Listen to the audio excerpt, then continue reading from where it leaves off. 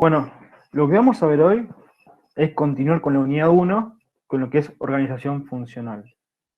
¿Y qué vamos a ver? Vamos a ver los ciclos de captación y ejecución de una instrucción, interrupciones y arquitectura de bases.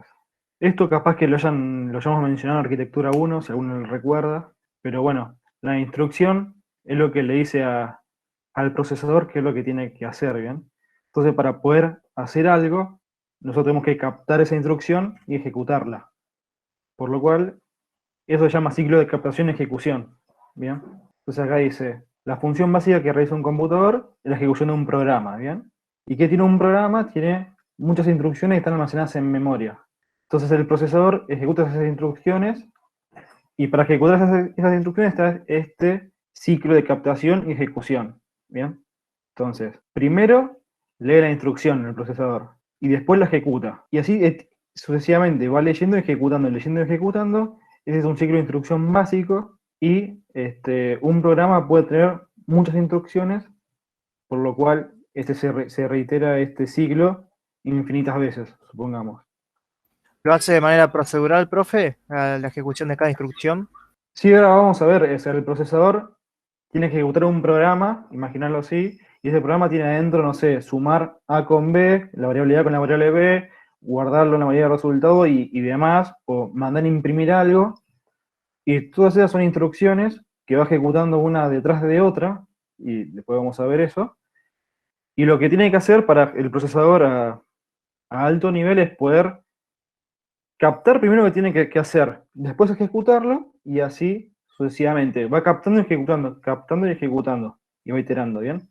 Bueno, Perfecto, esto es algo gracias. para que después lo lean. No tiene sentido que se los lea, pero ya algo les fui contando. Entonces ahora, con esto que decimos de que tienen que captar la instrucción y ejecutarla, hay varios registros que entran en un juego para poder llevar esto adelante, ¿bien? Por un lado, tenemos el contador de programa, que es el PC, Program Counter, que indica cuál es la próxima ejecución a ejecutarse, la próxima instrucción que se tiene que ejecutar. Después, bueno, si no hay nada especial, el PC se incrementa en 1 cada vez que termina la instrucción. Entonces, por ejemplo, acá dice que supongamos que tiene el valor 300, ejecuta la instrucción al valor 300 y después lo aumenta a 301, 302 y 303. O sea, hay un registro que se llama PC, que es el contador de programa, o program counter en inglés, que lo que le indica al procesador es decirle cuál es la próxima instrucción a ejecutar. Le da un orden, un camino al procesador. ¿Bien? Siguiendo con este ciclo de instrucción y ejecución, la instrucción que tiene que ejecutar se almacena en un registro que se llama IR, que es registro de instrucción. Entonces yo tengo por un lado el PC que decíamos antes, que me indica cuál es la próxima instrucción a ejecutar, y además tengo un registro que se llama IR, que es el registro de instrucción, que lo que me dice es la instrucción a ejecutar en ese momento. Y acá tenemos cuatro tipos de instrucciones. Puede ser de procesador a memoria, un ejemplo, transferir datos de la CPU a la memoria, o viceversa. El procesador a entrada y salida, que una entrada y salida ya lo habremos hablado anteriormente en otra materia, o lo habrán escuchado, puede ser una impresora, por ejemplo. La salida es el output que me da la computadora y la entrada es por donde ingresan esos datos. Entonces puede ser transferir datos a o desde el exterior entre la CPU y una entrada y salida. Por ejemplo, enviar a imprimir algo es una salida y escanearlo, por ejemplo, es una entrada. Después, procesamiento de datos, alguna operación aritmética o lógica, y después de control. Una instrucción puede especificar que la secuencia de ejecución se altere. ¿Qué sería esto? Por ejemplo, si el CPU capta una instrucción de la posición 149, que especifica que la siguiente instrucción debe captarse de la posición 182. La CPU registrará este hecho poniendo el contador de programa en 182, en vez de ponerlo en 150. ¿Bien? Esa puede ser otra instrucción, que me diga, es una instrucción de control, que me diga, en vez de ir para hacerle caso al contador de programa, que me indica el más 1, por ejemplo, sino que lo modifica y indica otra instrucción. Tenemos que captar la instrucción, ejecutarla, y cuando la captamos tenemos un registro que se llama registro de instrucción, que es el IR, que me indica la instrucción que estoy ejecutando. Y después tengo un registro que se llama PC, que es el contador de programa, que me indica la próxima instrucción a ejecutar. Y podemos tener instrucciones de entrada y salida, de control, de datos y demás. Y ahora, esto que estamos viendo acá son formatos de instrucción que después más adelante también lo vamos a ver cuando hagamos la práctica de memoria. Bueno, como dice acá, las instrucciones pueden ser de 16 bits o también puede dar, por ejemplo, de 24. Y los primeros 4 dígitos es el CODOP, que el CODOP es el tipo de operación. Y acá tenemos los registros que decíamos en la CPU. El contador de programa, que me dice la dirección de la próxima instrucción, el registro de instrucción, que me dice la instrucción en curso, estoy ejecutando. Después el acumulador, que es el AC, que es un registro temporal que se usa para poder almacenar. Profe, los CODOP varían según la arquitectura de cada procesador, ¿no? Sí, va a variar en función de estas. En este caso, que es una adicción de memoria de 16 bits, son los 4 primeros para el CODOP. Si sería de 24 u otra, sería diferente. Así que sí. Toda arquitectura que veamos, varía, digamos. Esta es la arquitectura general teórica, pero después cada fabricante tiene su propia arquitectura. O después cuando veamos, por ejemplo, los modos de direccionamiento, dependiendo del fabricante, puede ir los modos de direccionamiento. Entonces, acá vamos a ver un pequeño ejemplo para captar una instrucción a ejecutar. Supongamos que en la memoria tenemos estos registros cargados. Esto es la memoria, y acá tenemos el registro CPU. El contador de programa, que me dice la próxima instrucción, el registro de instrucción, que la tengo actualmente, y un registro temporal para acumular. ¿Bien? ¿Esto qué hace? El fragmento del programa suma el contenido de la palabra de memoria en la dirección 940, con el contenido de la palabra de memoria en la dirección 941. O sea, suma la 940 con la 941, estas dos, y almacena el resultado en esta última posición. Es decir, suma lo que está acá en la dirección de memoria 940, más lo que está en la dirección de memoria 941, y lo guarda en la 941. Eso es lo que vamos a ver. Entonces, el contador de programa, el program counter, tiene valor 300, que es la dirección de la primera instrucción. Esta instrucción, el valor genial es 1940, y se carga en el registro de instrucción IR, es la que está ejecutando. Bueno, acá tenemos más registros adicionales, que no lo vamos a mirar, pero es bueno que lo sepan, que están. Ahora, yo quiero sumar la 940 con la 941 y guardar todo en la 941, en esta dirección de memoria. Entonces, los primeros 4 bits del IR, que es el registro de instrucción, indican que el acumulador se va a cargar, estos primeros 4. ¿Bien? Los restantes 12 especifican la dirección 940 que se va a cargar. ¿Bien? Entonces acá se carga el valor que está en la 940, que es el valor 3, y después con el paso 3 que pasa, se incrementa y se capta la instrucción, se incrementa el contador de programa, es decir, paso 301, bueno acá quiero mal esto, y capta la siguiente instrucción, la 5941 de dirección 301.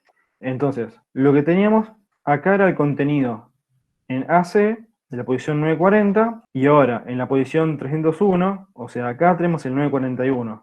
Cuando vamos al 941 tenemos el valor 2. Entonces lo que hace el siguiente paso es el contenido anterior de AC, que es 3, y la posición de memoria 941, se suman. 3 más 2 es 5 y se almacenan en AC. ¿Bien? Ahora, el registro PC, el contador de programa se incrementa de vuelta en 1, y la siguiente instrucción, o sea, es la 302, y la siguiente instrucción es la 294, que está en la posición 302. Entonces, recuerden que teníamos que sumar estos dos valores y el resultado almacenarlo en 941. Entonces ahora lo que tenemos en AC se va a almacenar en 941. Entonces en este ejemplo que vimos, que es tomé el valor 2, lo guardé, después tomé el valor 3, lo sumé y después lo volví a guardar, en esta posición de memoria 941, ahí tenemos 3 ciclos de captación y ejecución. ¿Bien? Entonces, volviendo de vuelta a lo que estábamos hablando, siempre tenemos el ciclo de captación y ejecución. Primero, detecta la instrucción, hace algo, la almacena en este caso, en el AC, después incrementa, tiene el control del programa que le dice dónde va a apuntar, apunta ahí, y entonces el registro de instrucción ahora es igual al contador del programa, y después el contador del programa se vuelve a incrementar, y así sucesivamente, y ahí van haciendo operaciones según lo que digan los CODOPs. En este caso fue una suma, que era sumar la dirección de memoria 940 con la 941, y almacenar la 941. Entonces primero, leímos la 940, leímos la 941, después sumamos y almacenamos. Entonces hicimos 3 ciclos de instrucción y ejecución. Ciclos de captación y ejecución, perdón. Bueno, este es un diagrama de ciclo de captación y ejecución. Acá vamos a ver. Lo primero que hace es que se capta la instrucción. Después de que capta la instrucción, viene para acá y se va a decodificar lo que tiene que hacer esa instrucción. Después de que se codifica, se calcula la dirección del operando. Y así lo haces con varios operandos. ¿Bien? Después que tenés eso, que ya captaste, puedes operar y hacer el cálculo del siguiente operando y lo almacenás. Y después que lo almacenás, volvés de vuelta a la próxima instrucción. Y así sucesivamente esto va operando. Entonces, en este caso, por ejemplo, si queremos hacer add B con A, es decir, la suma de lo que está en la posición B con lo que está en la posición A, es un solo ciclo de instrucción con los siguientes pasos. Se capta la instrucción add, que sería la suma. Después el contenido en la posición de memoria A se lee y se pasa al procesador. Después hace lo mismo con el B, y para que no se pierda A, tiene que tener algún otro registro para almacenar el valor de memoria de lo que tiene en la posición A. ¿Bien? Después se suman los dos valores y el resultado se escribe en A. Este ciclo después se va a complementar, que lo vamos a ver al final, más adelante, con lo que son las interrupciones. Entonces, nosotros acá tenemos lo siguiente. Cálculo de la dirección de la instrucción. Bien, se va a calcular la dirección donde está la instrucción. Eso es lo que se hace en ese momento. Después, en la captación de la instrucción, la CPU o el procesador lee en la dirección de memoria de esa instrucción del contenido. Después de que lo lee, la decodificación, que es este segundo circulito,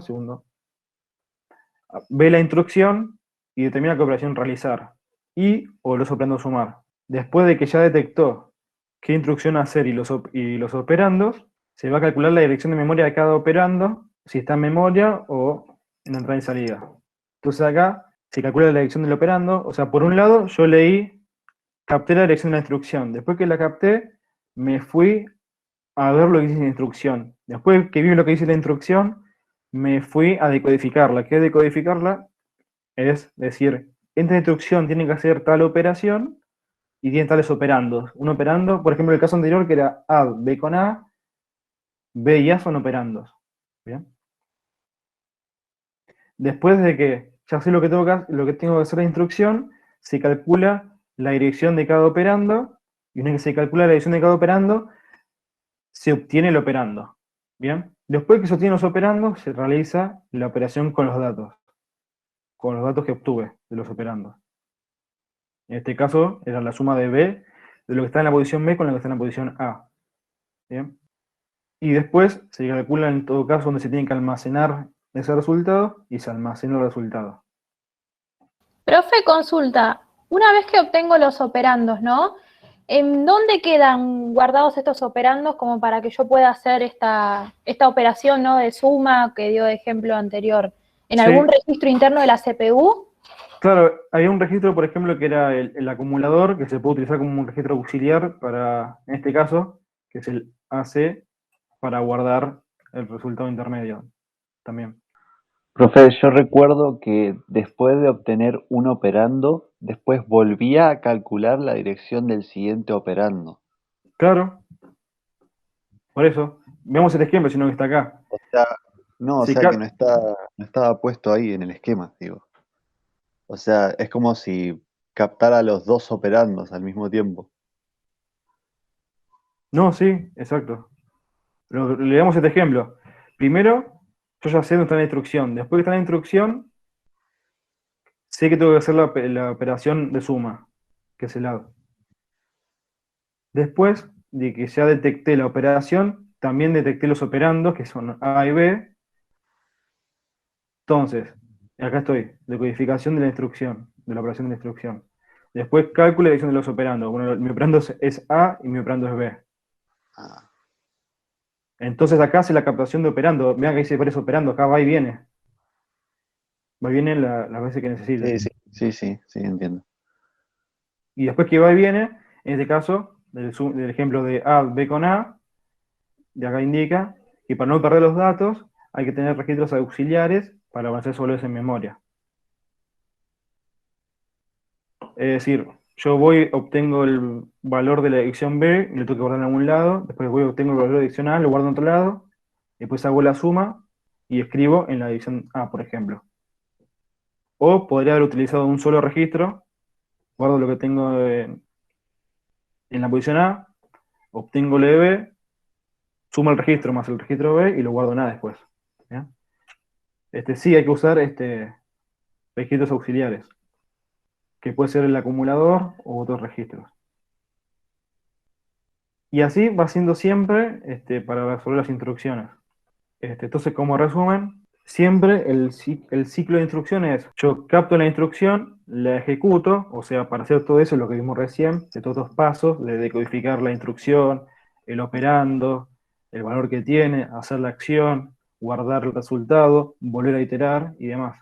Entonces, a alto nivel, yo primero capto la instrucción, después la ejecuto y después vuelvo a hacer la otra instrucción y así sucesivamente. Capto y ejecuto, ¿bien? Eso vamos a ver que ahora después se va a interrumpir. Se puede interrumpir, ¿por qué? Por las interrupciones. Las interrupciones, bueno, esta es la famosa pantalla azul de Windows XP y Windows 7, va Windows XP más que nada. Y la interrupción es cuando le envía algún ente externo, por ejemplo, una entrada y salida, una impresora, le envía una acción al procesador, o desde el procesador se le envía una acción a la entrada y salida, supongamos. Entonces lo que hace es que el circuito normal, el flujo normal del programa se ve alterado por una interrupción. A eso se denomina interrupción. Entonces podemos tener interrupciones de varios tipos. Esto también lo vamos a ver más adelante, pero lo tenemos que introducir el concepto. Por ejemplo, tenemos interrupciones de programa que se producen como resultado el resultado de la ejecución de una instrucción. Puede ser que se hace una suma y hay overflow. Este es el desbordamiento, que lo vamos a ver después también. O si quiero dividir por cero, o sea, dividir por cero, la computadora va a dar error, como la calculadora. Y entonces estas interrupciones son de tipo programa. Después de temporización, que son interrupciones que están esqueduladas, agendadas, cada cierto tiempo se van a ejecutar. Después de entrada y salida, con un controlador de entrada y salida para indicar, por ejemplo, la finalización siempre de una operación o para hacer ciertos errores. O sea, si yo mando a imprimir y se atasca el papel, me llevo una interrupción que me sale un pop-up acá que me dice se trabó la impresora. O me dice terminó bien. Y después por fallo de hardware, también hay interrupciones por fallo de hardware. Por ejemplo, la pantalla azul podría ser una de ellas, donde se corta el procesamiento. Entonces la interrupción es cuando en mi ciclo de programa hay algo que se denomina interrupción, que viene y hay que darle atención o no. Bien. Ahora vamos a ver eso. Bueno, acá tenemos, por ejemplo, en esta imagen un programa de usuario y después acá tenemos programa de entrada y salida. Bien. Entonces, ahora después podemos repasar este texto, pero básicamente viene el programa de usuario ejecutándose, acá envía una instrucción de escritura, se le envía el programa de entrada y salida, vuelve y después continúa ejecutando, tiene otra instrucción más de entrada y salida, interrupción, vuelve y así. Bien. La interrupción en sí es una forma de mejorar la eficiencia del procesador. Por ejemplo, los procesadores externos son mucho más lentos que el procesador. Es decir, una impresión es mucho más lento que en sí abrir un sistema o lo que fuese. Siempre, por lo general, los programas de entrada y salida son más lentos que la computadora, que el procesador. ¿Quiere decir los programas analógicos? Lo que es entrada y salida, digo, cuando digo dispositivo externo. Por ejemplo, transferir archivos a un pendrive va a demorar. Sí, eso por la velocidad del pendrive.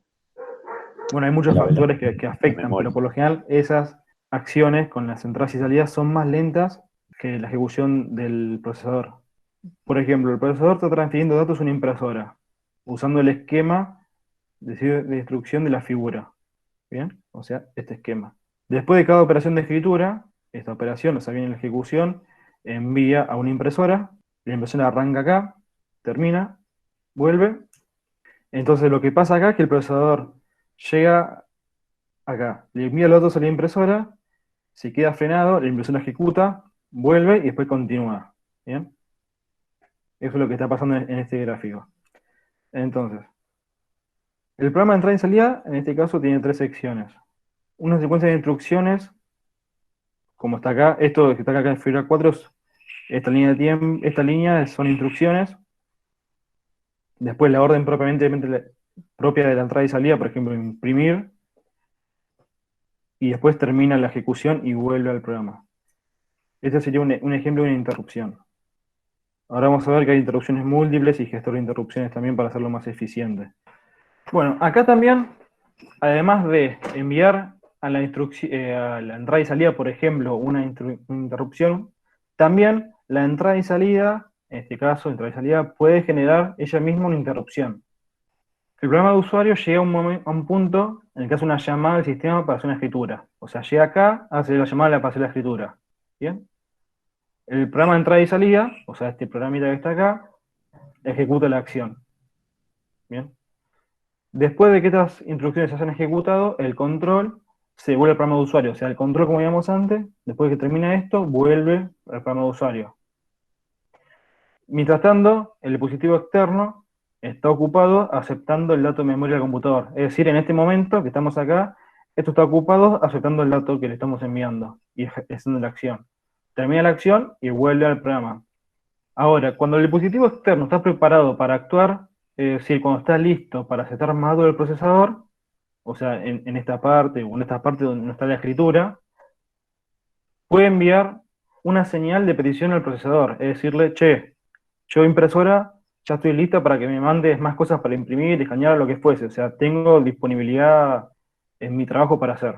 Entonces, cuando le envía esa, esa petición, digamos, esa señal que le envía, el procesador puede suspender la operación del programa que estaba ejecutando, es decir, estaba acá, le llega una señal de que le dice a la impresora, che, mirá, ya estoy lista para poder continuar, y acá el procesador les puede responder aceptando esa interrupción y mandándole información, o puede ignorarla también.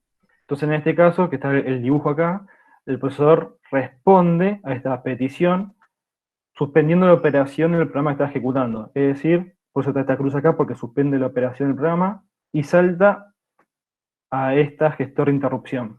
Después que se ejecuta esta interrupción, vuelve y continúa la ejecución del programa. Disculpe, profe. Sí. Le hicieron una pregunta por el chat. No son instrucciones de tipo software, las instrucciones son de software, en este caso pueden ser de hardware. No, me había sonado, pensé que era una... Alguien se estaba uniendo, pero sé que era una prioridad del chat. Entonces hasta acá puede ser que el mismo programa le envíe una instrucción a la entrada y salida, o que la entrada y salida o algún otro actor le envíe una señal al programa de usuario para decirle, che, mirá, yo estoy listo para hacer algo, lo que fuese, y ahí se interrumpe la ejecución de ese programa para atender esa interrupción. Esto se llama el gestor de interrupción, lo que lo maneja. Ahora vamos a hablar más adelante sobre el gestor de interrupciones. Entonces, este es parecido al ciclo de captación y ejecución. Nosotros teníamos que se capta la instrucción, se ejecuta la instrucción, y después volvíamos, y ciclábamos así, ciclo de captación y ejecución. Ahora se agrega la parte de interrupción. Entonces, ¿qué hace? El procesador comprueba si hay alguna interrupción. Si no hay señal de interrupción, continúa de esta manera. O sea, yo estoy acá, ejecuto la instrucción, y si no hay nada, continúa. ¿Bien? En este caso, se comprueba, si no hay nada, se continúa, y así. Ahora, ¿qué pasa? Si yo de acá detecto que hay una interrupción, se suspende la ejecución del programa, que es lo que estábamos viendo en este caso, se suspende la ejecución del programa y se atiende la interrupción. Entonces, ¿pero qué es lo que pasa acá? El contador del programa siempre estaba apuntando a la siguiente posición de memoria, que tenías que ejecutar la siguiente instrucción. Entonces, ¿qué hace acá? Suspende la ejecución del programa, el programa está en curso, y guarda sus contextos. ¿Qué significa sus contextos? Su contexto significa todo aquello dato necesario para luego volver a ese punto, a ese estadio anterior. Es decir, por ejemplo, se tiene que guardar el program counter para saber cuál es la próxima instrucción, y si también tiene guardado algún registro adicional con dirección de memoria o lo que fuese, también se tiene que salvar ese dato para después que se ejecute la interrupción, volver al estadio anterior. Porque ahora el contador del programa no va a apuntar más a la próxima instrucción, sino que va a apuntar a la interrupción del contador del programa. Eso lo guarda en otro registro, ¿no, profe? Sí. Sí, cuando se dice el contexto, es todo aquello relacionado a la ejecución normal del programa para poder atender la interrupción, y luego que se atiende la interrupción, poder volver al estadio anterior y no perder ningún dato ni nada y poder seguir la ejecución normal del programa. Entonces sí se tienen que hacer registros auxiliares para poder guardar el contador del programa, y si había algún dato, o sea, algún operando o lo que fuese, también guardarlo. Bien, entonces esto... bueno, el programa de gestión de interrupción forma parte del sistema operativo. Bien, ahora acá tenemos dos figuras, la figura A y la figura B, que en este caso son dos ejecuciones de programa con interrupción, sin interrupción y con interrupción cada una de ellas. Entonces acá, bueno, ahora vamos a ver qué es lo que significa cada figura. Bueno, por ejemplo, en la figura A asume que el tiempo necesario para la operación de entrada y salida es relativamente corto, menor que el tiempo para completar la ejecución de las instrucciones del programa de usuario. Bien, eso sería. Vieron que nosotros teníamos nuestro programa, saltaba con la escritura para un lado y después volvía. Bueno, esta figura A lo que asume es que ese salto a atender esa escritura, el tiempo es corto. Pero en realidad, lo que pasa es que una impresora, como tenemos acá, ahora ya no, pero las impresoras antiguas, y también no eran rápidas. Hoy en día cuando pasas una impresora tenés distintas velocidades. Una impresora láser, por ejemplo, es muy rápida. Pero frecuentemente, en sí lo que pasaba es que era un dispositivo externo como una impresora, requiera más tiempo para ejecutar esa interrupción que la secuencia de instrucciones del usuario, del programa principal, digamos. Y después en la figura B, lo que tenemos en realidad es una temporización, acá, que muestra una mejora de tiempo durante el cual la operación de entrada y salida se solapa con la ejecución de instrucciones del usuario. ¿Bien? Es decir, acá arranca la operación de entrada y salida, yo estoy ejecutando igualmente el programa principal, mientras ya le disparé la entrada y salida. Y después cuando vuelve a entrada y salida, continúo con mi programa. Y así el sistema, el programa principal, no se detiene, sino que ejecuta en paralelo. Bien, entonces, recapitulando, nosotros tenemos las instrucciones, que las captamos, las ejecutamos, y además ahora, después antes de ejecutarlas, vamos a preguntar si hay interrupciones. Si hay interrupciones, atendemos la interrupción, guardamos el contexto, ejecutamos la interrupción, después ejecutamos la interrupción, retomamos el contexto y seguimos con nuestro camino al programa principal. Profe, una consulta. Creo que lo preguntó el otro compañero. Los datos del contexto antes de gestionar la interrupción se almacenan en otros registros distintos a los que utiliza como el acumulador o program counter. Depende en qué momento estés, tenés que usar registros auxiliares, pero si solo tenés que guardar la dirección de memoria, lo guardas en el program counter, en el PC. Ese lo guardas en tu registro, porque el PC se va a pisar, digo. Puede usar el acumulador o banderas. Pero sí se tiene que salvar todo el contexto para poder después volver a esa situación anterior. Acá este gráfico lo que muestra son gestor de interrupciones. ¿Qué quiere decir? Viene mi programa principal, tiene mi gestor de interrupciones, ejecuta todas las interrupciones que tiene y vuelve al programa principal. Después, acá tengo otro gestor de interrupción con todo un set de interrupciones y vuelve a mi programa principal. Bien, entonces, siguiendo el ejemplo de la impresora, bueno, acá, un programa puede estar recibiendo datos a través de una línea de comunicación, imprimiendo resultados. Bien, la impresora generará interrupciones cada vez que completa una operación de escritura.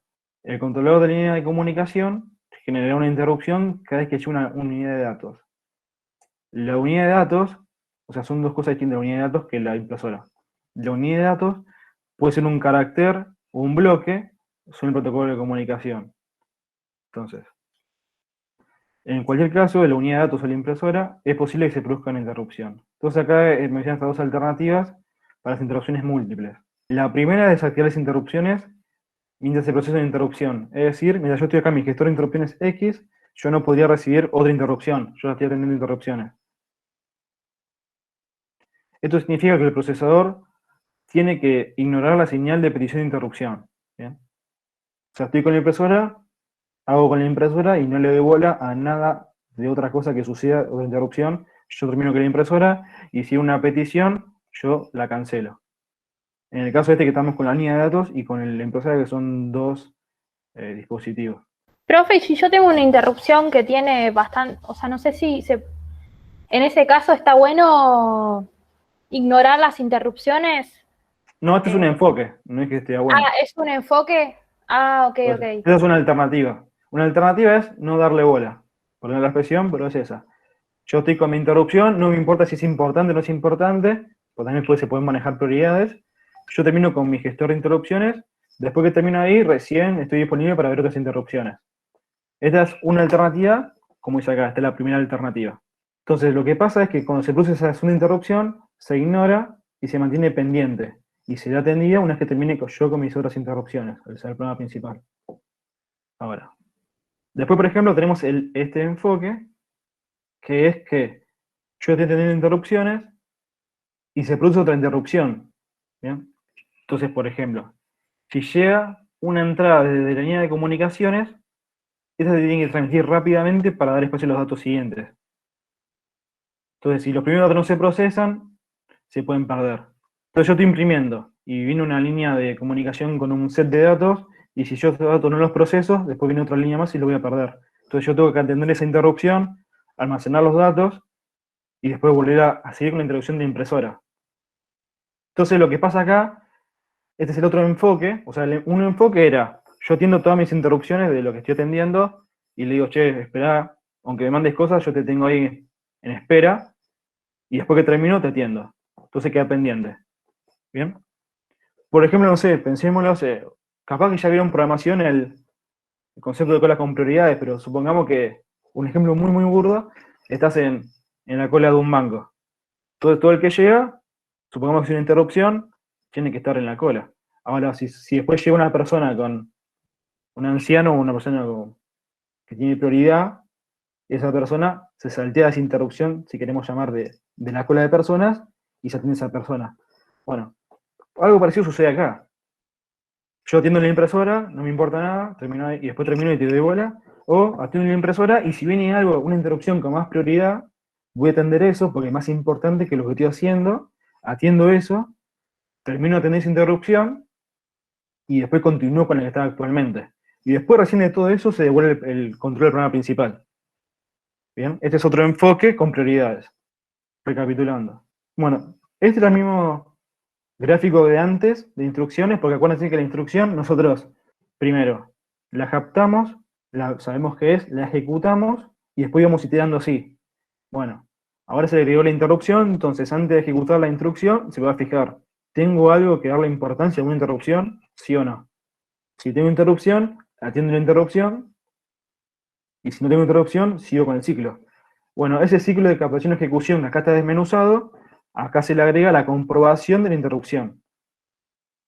Si tengo interrupción, la voy a atender, y cuando la atiendo, arranco con la instrucción, a hacer todo el cálculo de dirección de instrucción, de operando y todo lo demás. O sea, profe, que una interrupción nunca va a cortar con el ciclo en sí, siempre es al final del ciclo cuando se pregunta si hay una interrupción. No, en realidad es antes del ciclo, mirá. Claro, sí, entiendo, pero por ejemplo, supóngase que se está captando justo dos operandos y hay una interrupción. No, se sigue captando los operandos y haciendo lo que se tiene que hacer, y después se pregunta si hay una interrupción, y si hay, se la toma, y si no, se vuelve a fijar la siguiente instrucción. Claro, sí, o sea, opera, y después antes de ejecutar dice, bueno, ¿hay algo que me esté trabando, que me tengo que darle importancia? No, listo, ejecutó. Y dice sí, bueno, entonces le devuelve la interrupción. Pero sí, sería así. Acá está desmenuzado, digamos. Bueno, resumiendo, vimos lo que son las instrucciones, que la instrucción es un conjunto de operaciones con datos y demás que le dice al procesador qué es lo que tiene que hacer. Entonces, para decirle qué es lo que tiene que hacer, yo primero tengo que leer la instrucción, tengo que decodificarla, saber qué operación tengo que hacer, qué operandos van a entrar en juego, la dirección de cada operando, recapturarlo, hacer la operación y ejecutarla. Después entró en juego la interrupción, que la interrupción me va a decir, che, mira, antes de ejecutar, fíjate si tenés que dar bola a alguna interrupción, le damos bola, ejecutamos la interrupción, y además entró en juego que puede haber más interrupciones. Entonces tenemos dos enfoques. Un enfoque que no es muy útil sería, ejecuto todas mis 7 interrupciones y después recién le doy importancia a las otras interrupciones. O otro enfoque es, yo atiendo las interrupciones, y si hay una interrupción con mayor prioridad, la voy a atender esa interrupción, ejecuto esa interrupción, después que termino con eso, vuelvo y sigo con mi otra interrupción, y después que termino con la interrupción, vuelvo al programa principal, al contexto que dejé previamente para retomar en donde quedé. Eso es fundamental, porque si no, se pierde, será como restaurar el sistema. Vuelvo a ese punto anterior, a ese estadio anterior, y continúo el programa principal. Bien. Y en todo esto hemos hablado de entradas y salidas como ejecución de interrupciones. También mencionamos que, por ejemplo, una entrada y salida puede decirle al procesador, che, tengo espacio de trabajo disponible para que me mandes para imprimir, y el procesador va y atiende y le manda. También, es un ejemplo. Entonces, bueno, las entradas y salidas, ahora vamos a ver. Esto de entradas y salidas también lo vamos a ver más adelante, toda una clase especial de entradas y salidas. Pero bueno, por ejemplo, un controlador de disco puede intercambiar datos con el procesador. ¿Bien? El procesador va a hacer una lectura de escritura en memoria, especificando la dirección concreta de la misma y demás. Bueno, también tenemos que el procesador, que la entrada y salida puede acceder directamente a memoria, no pasar por el procesador. Y esto se llama acceso directo a memoria, que es un modo de direccionamiento donde se puede intercambiar directamente la entrada y salida con la memoria, leer o escribir y ir de un lado para otro. Y este método se llama método de acceso directo a memoria, que vimos en la arquitectura 1 y que vamos a ver más en detalle en la arquitectura 2, en esta materia. Ahora, nosotros tenemos acá que un computador está constituido por un conjunto de módulos, que los tres grandes módulos son la memoria, los modos de entrada y salida, y la CPU, la unidad central de procesamiento, o el procesador. ¿Bien? Que estas se comunican entre sí. La entrada y salida puede ir directo a la memoria, o puede pasar por el procesador, y demás. Y para que se comuniquen hay ciertas líneas, que son los bases, que permiten la interconexión. Entonces, por ejemplo, la memoria. La memoria está constituida por palabras, que después vamos a ver lo que es una palabra cuando veamos el capítulo de memoria, y cada palabra tiene una única dirección de memoria, una única dirección numérica, no sé, A00, en hexadecimal. Entonces, la palabra puede leerse o escribirse en la memoria, o sea, esta parte de la entrada, se puede leer o escribir, y después tengo los datos. Después el módulo de entrada y salida es similar a la memoria, y dice que hay dos tipos de operaciones que son leer y escribir, o sea, las operaciones son estas dos, leer y escribir, leer y escribir. Y como salida puede enviar la información a datos internos, externos, o enviar señal de interrupción. Y también puede recibir una dirección de memoria, un dato interno o un dato externo. Y después la CPU, la unidad central de procesamiento, que lee instrucciones de datos y escribe los datos una vez que lo procesó. Y usa señales para el funcionamiento del programa, del sistema. Estas son señales de control, que esto es la arquitectura de bases, que vamos a ver ahora más adelante. Y la comunicación puede ser de memoria a procesador, o sea, de la memoria al procesador, del procesador a la memoria, de la entrada y salida al procesador, del procesador a entrada y salida, y de la memoria a la entrada y salida y viceversa, o sea, de acceso directo a memoria, ¿bien? Esas pueden ser las distintas conexiones que pueden existir, y para eso tenemos la interconexión con los bases. Un bus es un medio de transmisión compartido. ¿Bien? Entonces, acá yo tengo varios dispositivos conectados, tengo la CPU, la memoria si en caso de tener más slots de memoria, y las entradas y salidas. Bueno, acá también tendría más de un procesador también en esto hoy en día. Y estas son líneas de comunicación, de conexión. Entonces yo tengo acá la línea de control, donde se le asigna el control de cada uno de los actores, después las líneas de dirección, que son las direcciones de memoria, y las líneas de datos, donde se transfiere en sí el dato. Entonces, veamos. Yo acá en los bus se conectan varios dispositivos. Entonces cualquier señal que se transmite por uno de estos dispositivos va a estar disponible para los demás actores. Es decir, si se transmite algo de la CPU a la entrada y salida 1, cuando va por la línea del bus, va a estar disponible para poder obtenerse por cualquiera de los demás. Ahora, acá puede transmitir de a uno a la vez.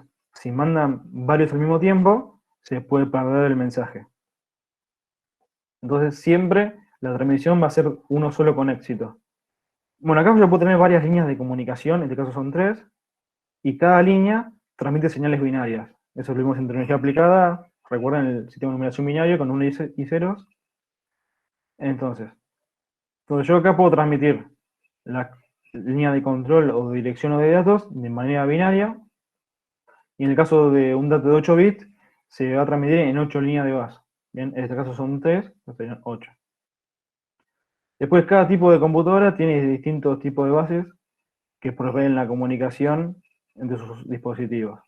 El bus que conecta los componentes principales se llama bus del sistema, y todo esto que estamos viendo depende siempre de la arquitectura de cada fabricante, de cada computador. ¿Bien? Por ejemplo, en este caso estamos viendo 3 líneas de conexión y pueden haber muchas más. Acá dice, está constituido entre 50 y 100 líneas. ¿Bien? Cada línea tiene un significado particular. Tenemos la línea de datos, de direcciones y de control.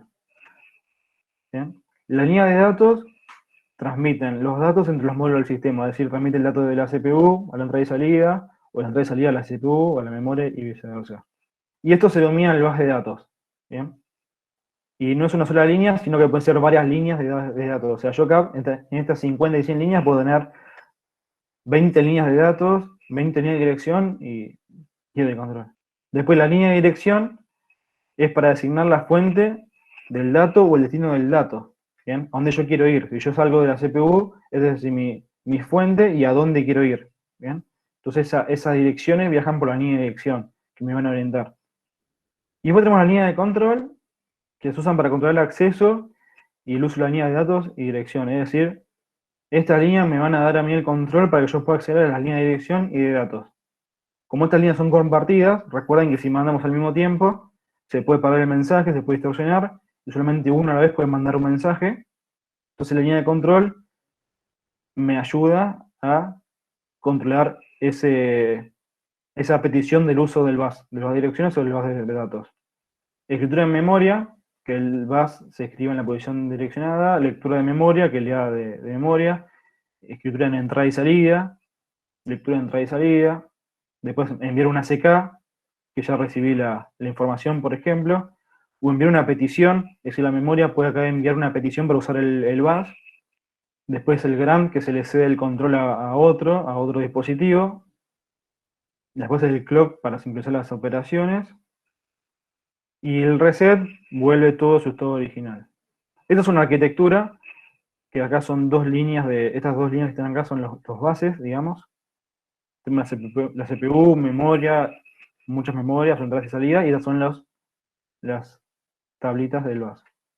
Si un módulo desea enviar un dato a otro, hay que hacer dos cosas. Primero, como recién decían, no se puede transmitir al mismo tiempo varios, sino que hay que pedir el uso del bus.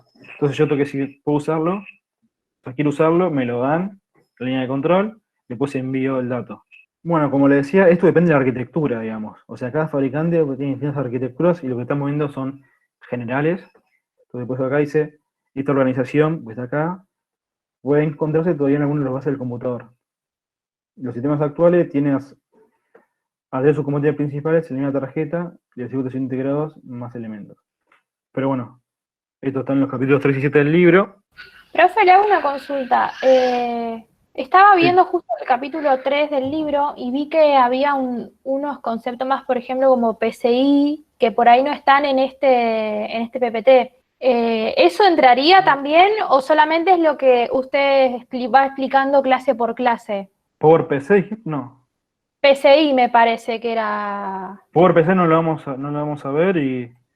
PCI creo que es de Intel. Creo que tampoco lo vamos a ver. No, lo que damos nosotros es el contenido lo que se toma es el contenido de la clase, que si nosotros no mencionamos PCI, está bien que lo preguntes y ahí te vamos a responder si sí o si no, pero si no, si nosotros, por ejemplo, hablamos de direccionamiento del bus de direcciones, de línea de datos o lo que fuese, y en el libro hay más información, eso sí entra. Pero lo que nosotros no damos, no entra.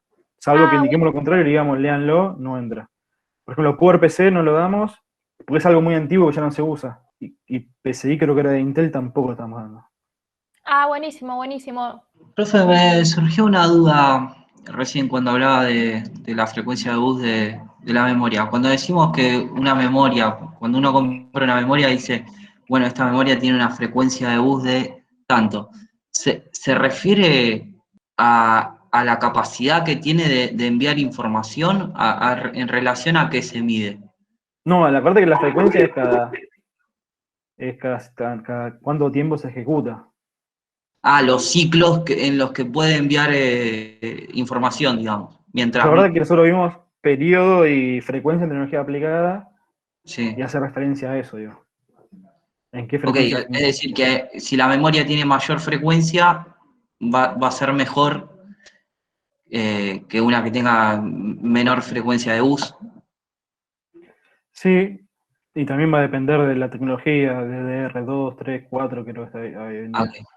Y después la otra duda que me surgió, pero no quise interrumpir, es en cuanto a las interrupciones, Sí, múltiples. sí. ¿Cómo el procesador sabe que una interrupción es crítica y otra no? Bueno, ahí hay prioridades que, por ejemplo, están implícitas dependiendo del tipo de interrupción que llega. Una una interrupción de impresión es mucho menos crítica que entender una interrupción que se está por apagar la computadora, por ejemplo, y se está sobrecalentando algo. O sea, eso se mide, digamos, cuando está la lista de instrucciones, se fijan las prioridades ahí, ¿no? O sea, eso lo hace Eso cada ya está por fabricante. defecto, o sea, no es que... Eso viene ¿Está con programado instrucciones, dentro del procesador? Claro, cada interrupción tiene una prioridad, digamos, general, digamos. Ah, Y ok. después ya el procesador sabe cuál tiene más prioridad. Por ejemplo, no sé, si estás imprimiendo y aparece la pantalla azul, o sea, la impresora la perdiste acá, no te dice más nada la impresora y sale la pantalla azul. No hay ninguna otra duda, ¿se entendió? O sea, resumiendo, yo tengo la instrucción, que la instrucción en el programa principal le dice lo que tiene que hacer al procesador. Entonces, ¿qué hago yo? Leo la instrucción, detecto los operandos, la elección de memoria, guardo el acumulador, veo el contador del programa, todo eso que vimos, ejecuto. Después vimos la interrupción. Entonces, antes de ejecutar, tengo que fijarme, che, ¿hay alguna interrupción que tenga que atender? Entonces, si hay una interrupción, la atiendo, me guardo todo mi contexto, o sea, para volver al punto anterior, y después de que ejecute la interrupción, retomo el contexto y continúo el programa principal. También vimos que puede pasar que a una interrupción le llegue otra interrupción. Entonces hay dos mecanismos ahí. Un mecanismo es que el profesor diga, no, mira, yo entiendo la interrupción que estoy viviendo ahora, te dejo en cola de espera, y después que termine el set de interrupciones que estoy viendo ahora, digo la tuya.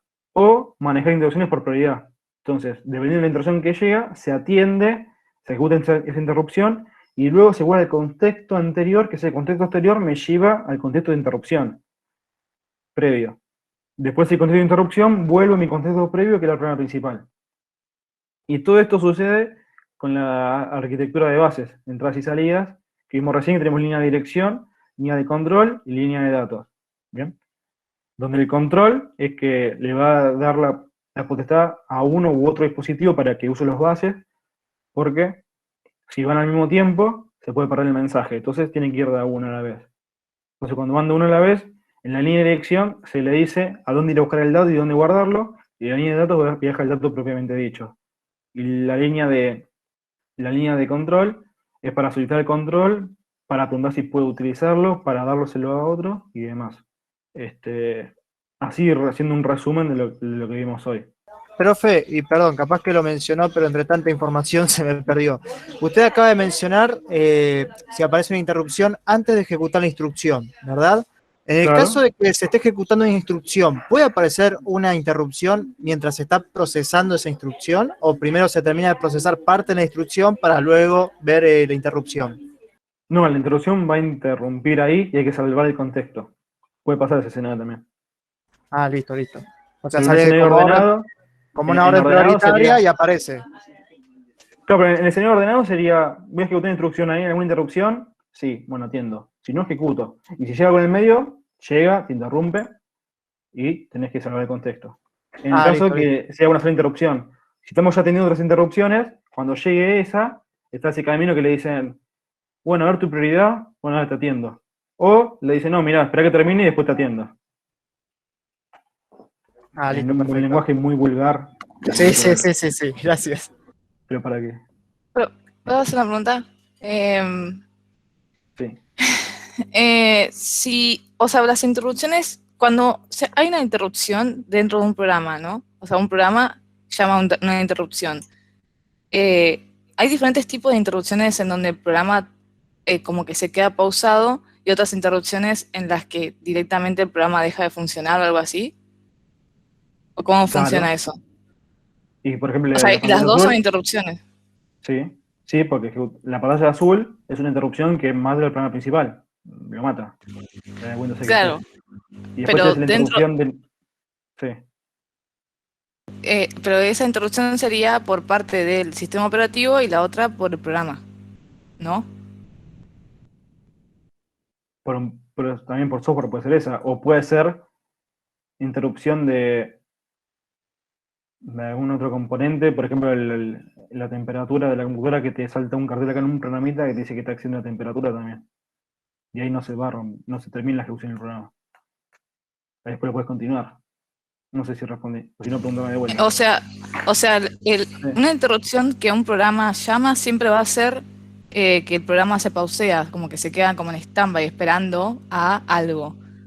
Pero las Puede ser demás que sí interrupciones, o no. También vimos un ejemplo donde, teórico digo, donde ya arranca la operación entrada y salida, arranca a imprimir, y mientras está imprimiendo, está ejecutando su programa, termina una introducción, y después que termina esa introducción, espera la afinación de la escritura y ahí continúa. Ese es un ejemplo también. Depende de la arquitectura. ok, ya entendí, gracias. Hasta acá la clase de hoy. La semana que viene vamos a seguir viendo otros temas, por lo cual, al principio esta materia es muy teórica, en sí es una materia muy teórica también, en todo lo largo de la materia, por lo cual pueden ser que las presentaciones sean medio con mucho contenido, digamos, para leer, pero también hay una parte de práctica que están buenos, que vamos a ver después ejercicios de memoria caché, que eso no vimos en Arquitectura 1. Vamos a hacer un repaso también de lo que vivimos y después vamos a profundizar con memoria caché. Eso es importante que lo sepan. Y vamos a seguir avanzando sobre la materia.